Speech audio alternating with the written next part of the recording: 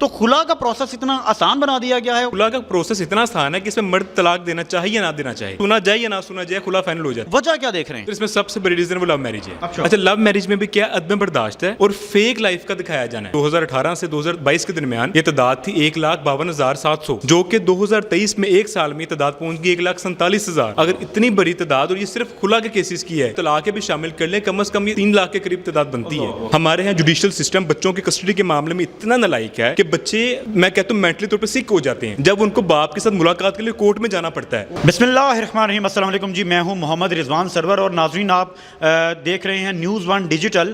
آج بات کریں گے ڈیورس کیسز کے حوالے سے. 2018 کے بعد 5 سال میں ڈیورس کیسز کی جو شرح رہی, غالباً 2022 کے بعد وہ شرح 1 سال میں اس سے زیادہ بڑھ چکی ہے. یعنی کہ 5 سال میں اتنے کیسز نہیں آئے, جبکہ 1 سال میں اس سے زیادہ کیسز آ چکے ہیں. میرے ساتھ ایڈوکیٹ ہائی کورٹ جناب علی خلیل صاحب موجود ہیں. علی بھائی, کیا دیکھ رہے ہیں, یہ جو 5 سالوں میں جتنے کیسز تھے 1 سال میں اس سے زیادہ آ گئے, وجہ کیا دیکھ رہے ہیں؟ سر, اس میں سب سے بڑی ریزن جو ہے وہ میں سمجھتا ہوں لو میرجز ہیں. آپ اس میں ریشو کو اٹھا کے دیکھیں, ریشو بہت بڑی ہے. اگر میں اس میں فیکٹس اور فگرز پہ بات کروں, 2018 سے 2022 کے درمیان یہ تعداد تھی 1,52,700, جو کہ 2023 میں ایک سال میں یہ تعداد پہنچ گئی 1,47,000. اگر اتنی بڑی تعداد, اور یہ صرف خلا کے کیسز کی ہے, ابھی طلاق کے کیسز, یعنی یہ خلا کے کیسز ہیں, ابھی طلاق کے تو پھر اس سے بہت زیادہ ہوں گے. طلاق کے علیحدہ ہیں. اگر آپ طلاق کے بھی شامل کر لیں, کم از کم یہ اراؤنڈ اباؤٹ 3 لاکھ کے قریب تعداد بنتی ہے.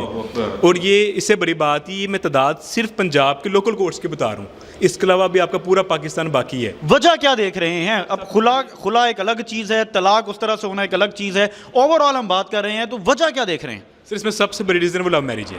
اچھا, لو میرج میں بھی کیا عدم برداشت ہے اور فیک لائف کا دکھایا جانا ہے. آپ دیکھیں گے ہمارے ہاں بہت بڑا ایشو یہ ہے کہ ہم شادی سے پہلے فیک لائف دکھا رہے ہوتے ہیں. لڑکا جو ہے وہ کچھ اور دکھا, سوشل میڈیا پہ لائف اور ہے, وہ ٹک ٹاکر کی دنیا ہے, یوٹیوب کی دنیا ہے, وہ آرٹیفیشل دنیا دکھا کے ٹریپ کیا جاتا ہے. یہ ٹریپ کرنا ہی ہوا نا آپ نے, جب مس انٹرپریٹ کر دیا جاتا ہے, غلط بیانی کر دی جاتی ہے, اور شادی کے بعد حالات جب آن گراؤنڈ ریئلٹی کچھ اور ہوتی ہے. جیسے ایک بہت بڑی ریزن ایک تو لو میرج ہے, اس کے بعد برداشت کی کمی ہے. آپ ان کیسز کو اٹھا کر دیکھیں, پیچھے ریزنس پہ جائیں گے تو ریزنس کچھ بھی نہیں ملیں گی.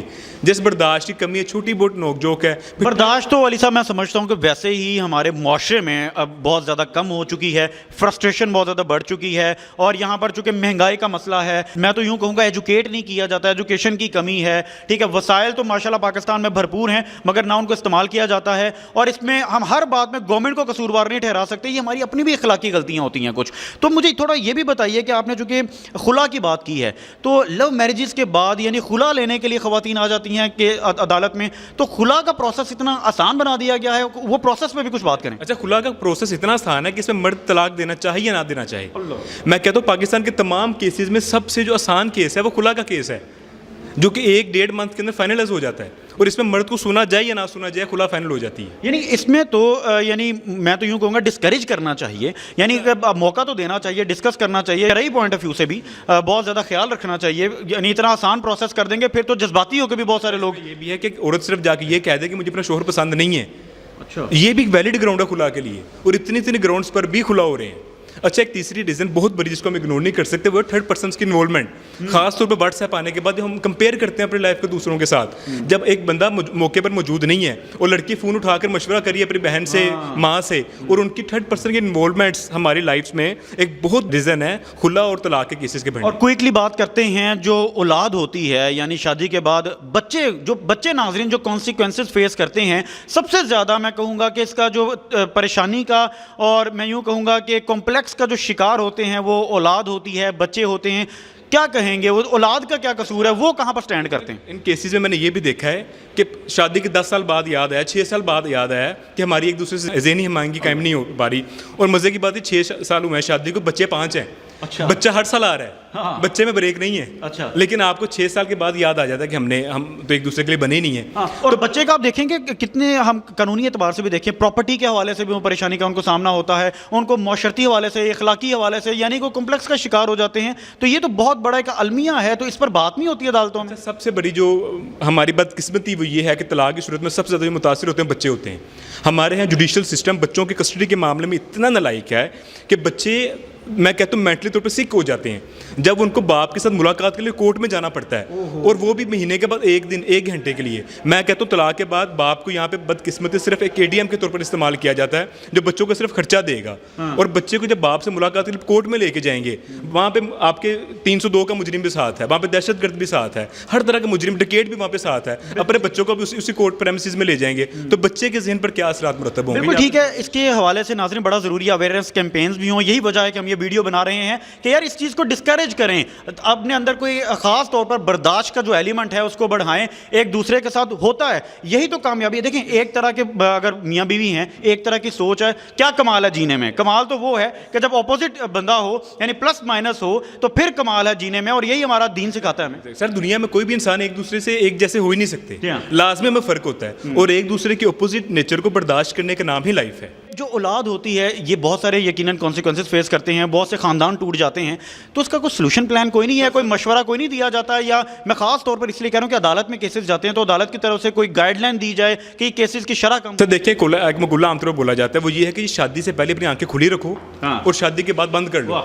और हम क्या करते हैं, पहले बंद रखते हैं बाद में खोल लेते हैं। ये सबसे बड़ा इशू है हमारे यहाँ। हम हर हाल में ना आजकल ये हालात हो गए हैं, सोशल मीडिया ने ऐसा बना दिया कि लोगों की आंखें बंद ही हैं, और जब वो खुलती हैं तो फिर उसके बाद वो एक्शन टेकर्स हैं, मतलब उसके बाद वो कॉम्प्रोमाइज़ नहीं करते। दूसरी बात है कि अब इस्लाम पे जाए ना, इस्लाम में कि किसी को एक्सेप्ट करेंगे तो फ्री विल से करेंगे, छोड़ेंगे तो वो भी फ्री विल से छोड़ेंगे। लेकिन यहाँ पे जब आपके सुलह की तरफ तब जाएंगे जब आप तलाक की सूरत में, तलाक से पहले दोनों मियाँ बीवी आपस में बैठें और अपने जहन से सोचे कि हमने तलाक लेनी है नहीं, लेकिन अब ऑन द फैक्ट बात कह रहा हूँ कि यहाँ पे तलाक की सूरत में गाइड करने वाले बाहर के लोग होते हैं। जब आपको तलाक की सूरत में बाहर माँ बाप बहन भाई सास ससुर ये लोग गाइड करेंगे कि रहना ये नहीं रहना, तो आपकी तलाक तो ऑब्वियसली बढ़ेगी। बिल्कुल ठीक है नाज़रीन, इसके लिए बड़ा ज़रूरी है कि आप दीन को पढ़ें। जितना आप दीन के करीब होंगे इंशाल्लाह आप में बर्दाश्त भी बढ़ेगी और आपको समझ भी आएगी कि कितना ये कॉम्प्लेक्स मैटर है, और ख़ास तौर पर ये इसकी इजाज़त तो है दीन में हमारे तलाक की, मगर ये अल्लाह पाक का नापसंदीदा तरीन अमल है। सो हमारे जो मर्द हजरात हैं उनको भी चाहिए कि बहुत जल्दी जज्बाती ना हुआ करें,